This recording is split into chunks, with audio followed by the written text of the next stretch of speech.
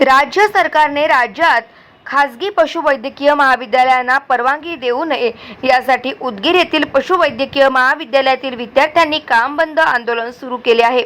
शासनाने 3 शासकीय पशुवैद्यकीय महाविद्यालयांना परवानगी दिली असून ही शासकीय पशुवैद्यकीय महाविद्यालय अगोदर सुरू करावे। राज्यातील 5 शासकीय पशुवैद्यकीय महाविद्यालयातील कर्मचाऱ्यांची संख्या वाढवावी। माफसू सुधारणा विधेयक कायदा 2023 रद्द करावा। या विविध मागणीसाठी उदगीर येथील शासकीय पशुवैद्यकीय महाविद्यालयातील विद्यार्थ्यांनी काम बंद आंदोलन सुरू केले आहे।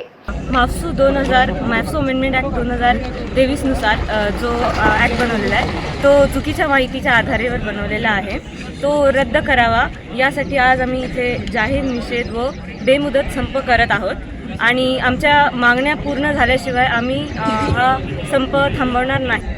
शासनाने चुकीच्या माहितीच्या आधारे जो माफसू अमेंडमेंट ॲक्ट 2023ला आणला होता त्याच्यामध्ये असं सांगण्यात आलं होतं की 5000 पशुमागे एक पशुवैद्यक पाहिजे आणि जसं कॅल्क्युलेशन केलं तर आपल्या महाराष्ट्रातील पशुधनाची संख्या आहे 3,30,00,000 आणि याचं कॅल्क्युलेशन केलं तर त्याच्यामध्ये आपल्याला लागतात पशुवैद्यक 6,600 आणि मग परंतु आपल्यात MSVCच्या रजिस्ट्रेशननुसार आपल्याकडे 11,100 पशुवैद्यक अवेलेबल आहेत, जवळजवळ डबलच्या संख्येनं पशुवैद्यक अवेलेबल आहेत। तर मग तुम्ही खाजगी पशुवैद्यकीय महाविद्यालय कशासाठी काढत आहात?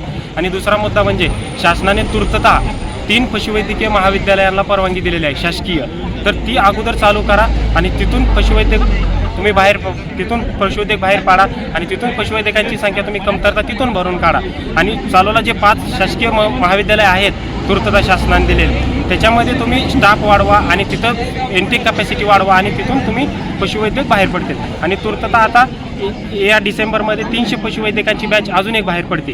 तर म्हणजे असे भरपूर पशुवैद्यक आपल्याकडे अवेलेबल आहेत रजिस्टर, तर मग तुम्ही खाजगी पशुवैद्यकीय महाविद्यालय कशासाठी काढत आहात असं आमचं शासन आहे। आणि शासनाला अजून एक निवेदन आहे की त्यांनी जो माफसू अमेंडमेंट ॲक्ट आणलेला आहे 2023ला तो चुकीच्या माहितीच्या आधारे आलेला आहे, तो त्यांनी रद्द करावा अशी आमची शासन। गाव माझा न्यूज करिता सुधाकर नाईक, उदगीर, लातूर।